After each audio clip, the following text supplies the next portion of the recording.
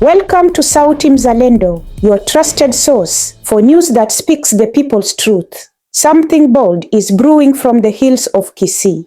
A political message, loud and clear, has just been sent, and it's aimed right at the heart of one of Kenya's most seasoned political players.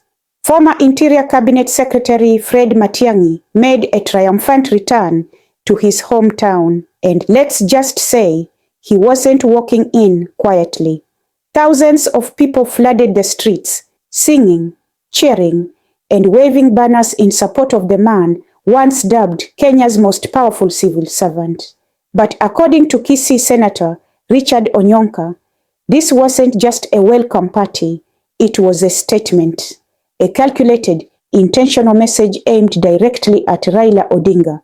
The Gusii nation is ready for a bigger seat at the national table. In his words, this massive turnout wasn't just about Matiang'i, it was about visibility, power, and identity. The Kisii community, often viewed as political kingmakers but rarely crowned themselves, is saying, enough with the sidelines, it's time to lead. He emphasized that the people's support showed their desire to see one of their own in real power, not just behind-the-scenes influence. And yes, he meant the presidency, but that raises a burning question. Is Kenya ready for a Fred Matiang'i candidacy in 2027? Even as he acknowledged Matiang'i's controversial past, from the Miguna deportation to accusations of heavy-handed tactics, he was quick to remind Kenyans that no political figure comes without baggage.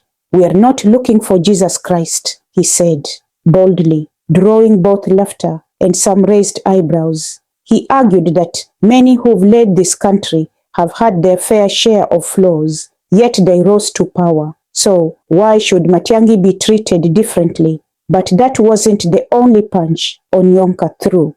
He also had some tough words for Raila Odinga. He praised Raila's long and legendary political journey, but said it's time for him to step aside and give room to new leaders, new blood, new energy. Baba has done his part, but even the best dancers must leave the floor when the music changes. We are tired. You've had your moment on the stage. Now it's time to step aside and let Matiang'i dance.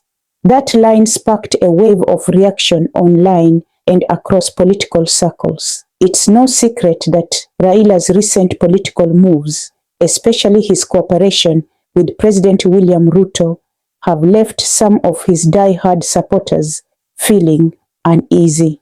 And now, with voices like Onyonka's rising, the call for generational change is growing louder. Is Matiang'i a serious contender? Will the Gusii vote shift the tide?